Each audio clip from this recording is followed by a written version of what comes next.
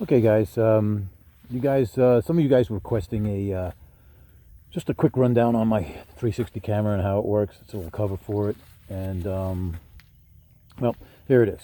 So it's a 360. It's an Insta360 X1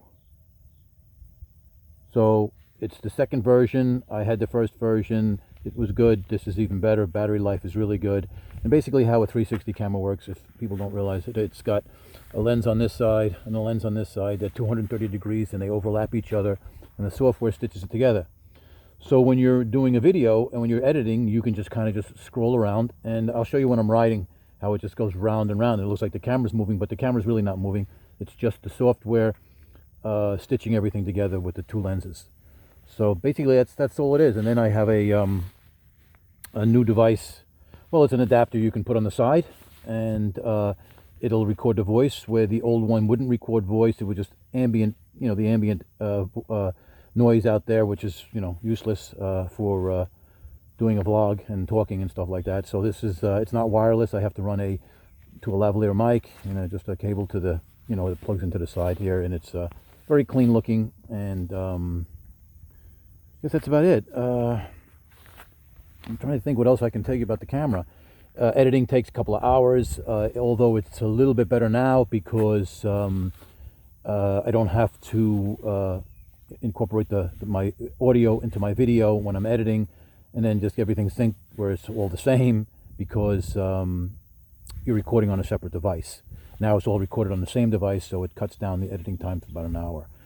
So that's good. And so we'll go for a ride, and then I'll just show you how I can just spin around in the different views you can get. So basically I just mounted here because I like the clean look of, well, not clean look. You do get the windscreen in the way a little bit, but you can see me talking. Also, I don't like it on my helmet, the GoPro. I guess for some it's good, but for me, I move my head so much it's annoying to watch my videos, so I just don't like to do it, and I like the clean look on the helmet.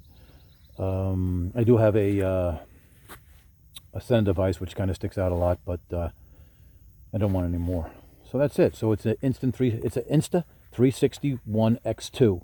I know it's whatchamacallit. It's a confusing name, but that's it. They're about $450, and the quality is really good, and the battery life is really, really good. So I'm going to go for a ride and just talk more about the camera, and maybe a little about the bike. I haven't really done much. I haven't been riding in a while because I've been racing so much, and hopefully I can do more videos. And only thing I've done is, as you can see, is added the new muffler, and that's about it. I haven't done anything else to the bike. I'm just thinking of the next thing to do, but not sure what it is. All right, let's go for a ride. All right, guys, we're on the road, and just finished talking about the 360 camera. A lot of you guys were interested in it, and I figured I'd do a short video on it, and then, throw a ride in with it. So basically, 360 camera, like I said, it'll just give you just a panoramic view, a 360-degree view. And what I'm going to do is show you right now is how I just pan all the way around, and you'll just see me spinning around. And it's not the camera, it's just the make sure everything's hooked there. It's just the video. It's just the software that works with the two 230-degree lenses.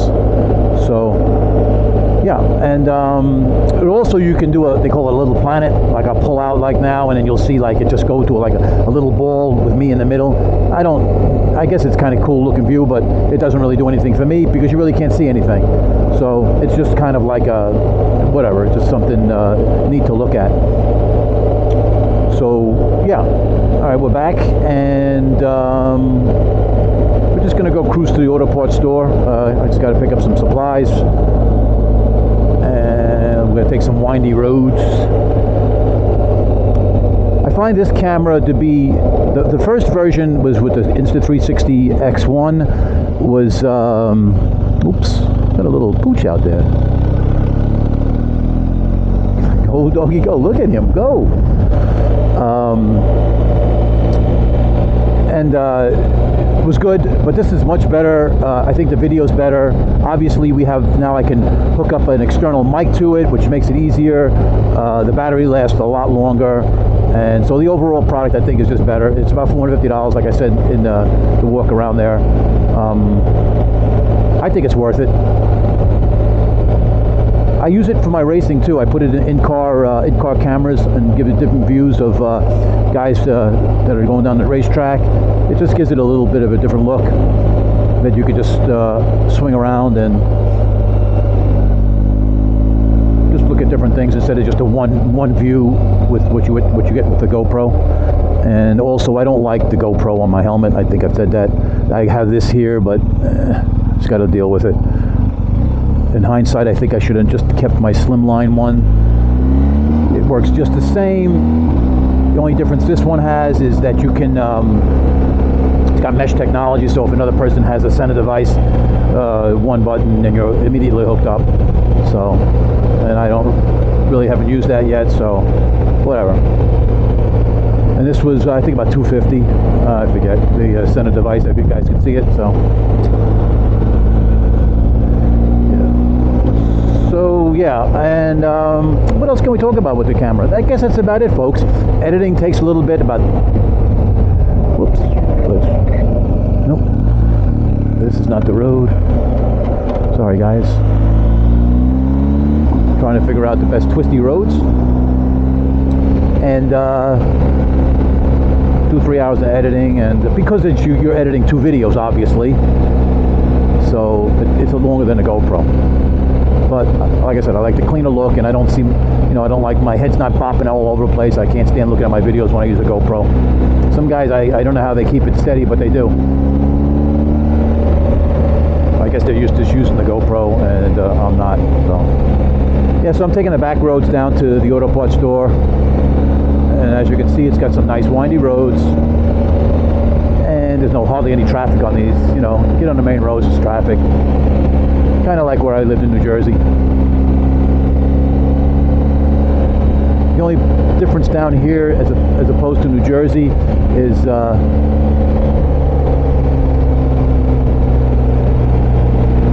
this driving style is a little bit different, and tailgating. They like to tailgate down here a lot. But once you get into town, they don't tailgate. They only tailgate on these empty roads. I guess they're in a hurry. There's no cops around, and people just want to tailgate. I'll get used to that, though. So yeah, so the footage today, beautiful day, 68 degrees, 67. Great day for riding. All my buddies are out racing. I didn't go to this particular race. I needed a break. Not my type of racing anyway, even though it's drag racing. So we're just chilling in North Carolina, my new home, and still getting used to things. I still haven't found a house yet. I want to find a nice house with a nice shop. I don't really need a big house, but I need a big shop.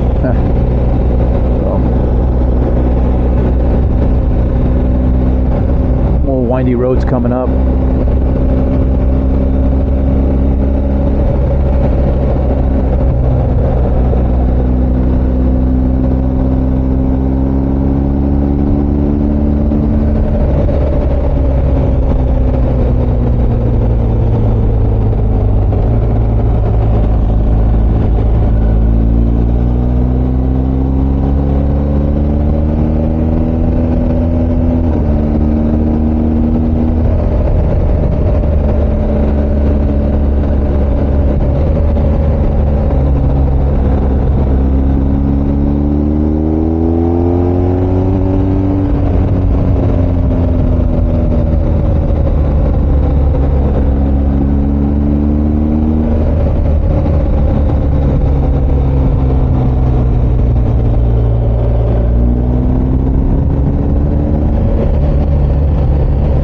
Bike makes you feel like a pro.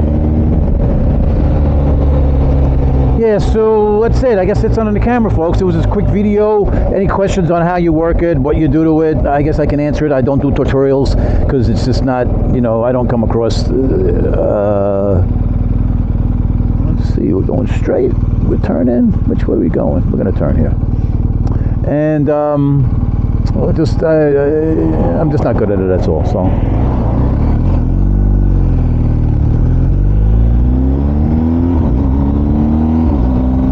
So what else can we talk about? Then you got the camera. Like I said, any questions, feel free to ask. Blah, blah, blah. We're good, we're good.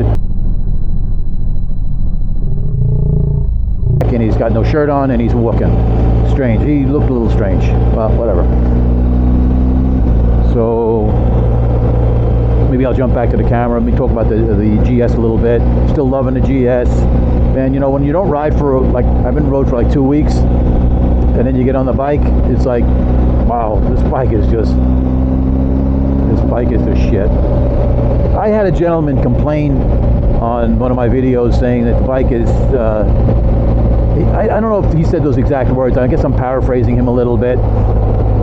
But he basically said the bike was junk. That the windscreen vibrates at 60 miles an hour. Well, I'm at 60 miles an hour. It's moving a little bit, but it ain't shaking around.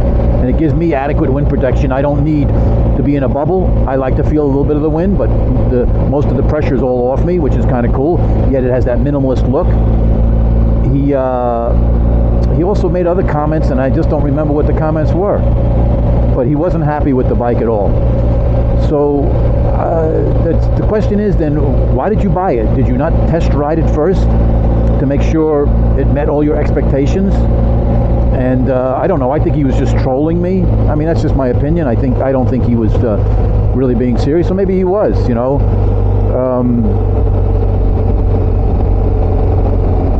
Just trying to think of the things he said that he wasn't happy with. But the post was removed. I didn't remove it. I wanted to be on. In fact, I responded to him. I says, well, obviously the bike is not right for you, and it's not, you know, it's kind of a, you know, just not a bike for you, and I'll give you 10 grand for it. And he just didn't respond, obviously. So, you know, you spend that kind of money on a bike. I can understand you buy a bike for 10 grand, you hop on it, you know, 10-minute ride, and you buy it, then you say, well, you know what, this wasn't for me. But you're going to spend $20,000 on a bike, and you're not going to ride it for a little bit to find out what its good points and bad points are. I just think, I don't know, I just think he never owned one. He's just trolling, like I said. I just wish I could have remembered everything he said. I only remember is the windscreen, you know, vibrating or shaking around. I mean, I'm doing 60 right now, and it moves a little bit, but it's not annoying at all. I mean, I like to cruise on the highway about 75, set to cruise, and that's extremely comfortable. Anyway, so I still haven't found any issues of the bike as far as what I'm up to I'm up to, I guess, 11,000 miles, and no issues as far as the bike letting me down, the breaking down. It's been perfect. Like I always complain about the noise, but the noise is there, but it's not an issue as far as dependability. The bike starts up every single time. I've never had an issue starting a bike. And so it's been all good. I don't take it off-road and beat it up, so maybe, you know, the guys that take it off-road and beat them up a little bit, they can have issues, but I don't. To me, this is a great touring bike, a great sport bike. It's just an all-around bike. You know, I love my Triumph Speedmaster, but, you know, it's a much rawer bike, and it's just a bar hopper for me. It's not a long-distance bike. Even though I put a lot of miles on it, this is my long-distance bike. I'm looking to take a trip. Maybe next month I might take it up to my buddy's house in North Jersey. That'd be about, I don't know, 12 hours, 600 miles or so. We'll see. I definitely do want to go on a long trip, though. I always talk about what my next bike is. I definitely want an Italian bike, but I ain't getting another bike. You know, I had to sell the Scrambler, which broke my heart, and I had to get rid of the Kawasaki, and you know, because I had no room for them. I only have room for 2 bikes. So when I get my house again, you know, when I get set up again, hopefully within a year, I'll find something. I'm not going to rush into anything. The housing market is crazy. People are asking crazy money for houses, and I'm just going to wait it out. I have a place to stay for a while, and I got a place to put my race car and work on it, so it's all good, and I'm just going to get what I want. I can wait, but I definitely want an Italian bike. I want an Italian bike. You know, I may settle for something. I mean, I like that new the new Suzuki GSX-S 1000. I like that bike, but I want an Italian bike. So that's, you know, an Italian naked. It doesn't have to be lots of power. I like the Aprilia, the 660, the Tuono 660, or the Monster, or even the new Moto Guzzi has a nice looking naked bike. It's semi-naked anyway, got a little bit of fairing on it. So just want something different. I want something Italian. I got an English bike, got my German bike, and yeah, I don't know if people ever ask why, you know, I don't think anybody's asked about me as far as an American bike, but I like the Indian, so I wouldn't mind getting an Indian FTR. Am I saying that? Well, yeah, you guys know what I mean. And I like that bike, but I think I want something a little bit lighter. I want something in the 400-pound range, like low 400s, 400 even. My Speedmaster, I put it on the scale. I come with me off the bike. I know it says 580, but it was 600 pounds, the bike. And this bike I put on the scale was 550, both with full tank of gas, and that's without the bags on it.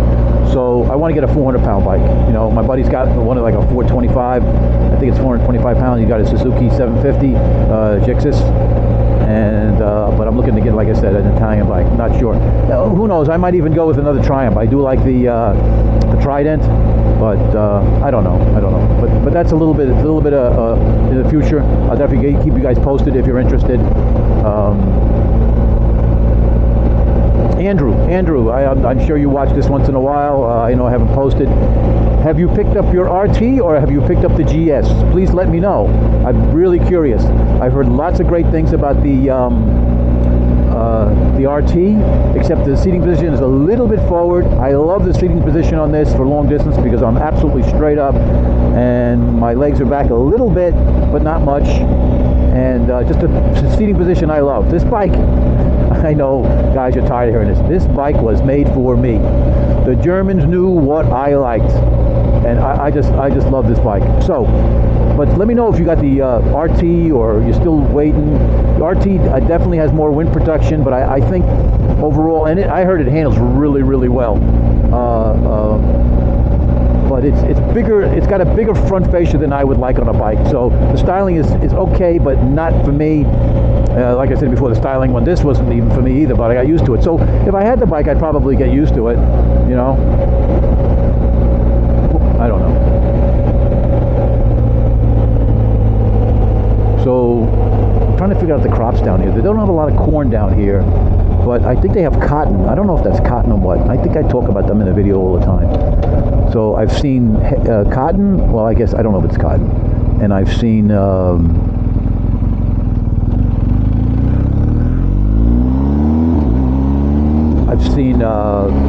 very little corn and tobacco. Tobacco. So I've seen that. Well, that's a nice house in the background over there. I like that. That's what I want. I want just a small little house with a nice big garage, like 2,000 square foot garage. All I need is 1,000 square foot of living space. Maybe I'll do a apartment garage. I don't know if you guys ever heard of them. It's basically a garage with the living space. I found a couple of them that are pretty nice. Yep, obviously I'll be building them. You're not going to find them around here, very rare. So what I would do is I would build a, I guess it would be like 2,400 square foot and 1,000 square foot of living space, 1,400 square foot of garage space, big tall garage doors. I have plenty of room for my bike, my cars, and parking my motorhome and my trailer. I don't know if I've ever talked about that. We use a motorhome. I'll show you a picture of it. We use a motorhome to tow. It's on a truck chassis. This is a medium-duty truck, MV International. Just picked it up, and we use it to tow our trailers. Now, a lot of my friends that I race with have much bigger ones than this, with tandem axles in the back. But this is all I need because I don't really tow. I mean, it's got a 20,000 pound towing rating, but I only tow in about 10,000 pound trailer. But I before I just had a regular motorhome, and I just wanted to get one that I could service better, it tows better. But that's it. That's what it looks like. And I have a place to put all my equipment, so looking forward to that. So And I'll go back to the 360 camera because I guess that's what maybe so many people tuned in for, is that you're going to see how I'm just going to rotate it a little bit all around, do a 360, pull away, pull it back, and you guys can just see how it looks. Basically, I just like to go back and forth and then just pan the things that are interesting on the side. That's my deal. And you know, like I said, it's a clean look on my helmet. I don't really like I said, all that stuff on my helmet. Yes, sir. All right, so we're pulling into town. I'm stopping at the auto parts store, and I guess that's it for now. You know, I know I rambled on a little bit about other things, but hopefully I have another video real soon. Maybe I'll jump on the Speedmaster, and we'll talk to you guys later.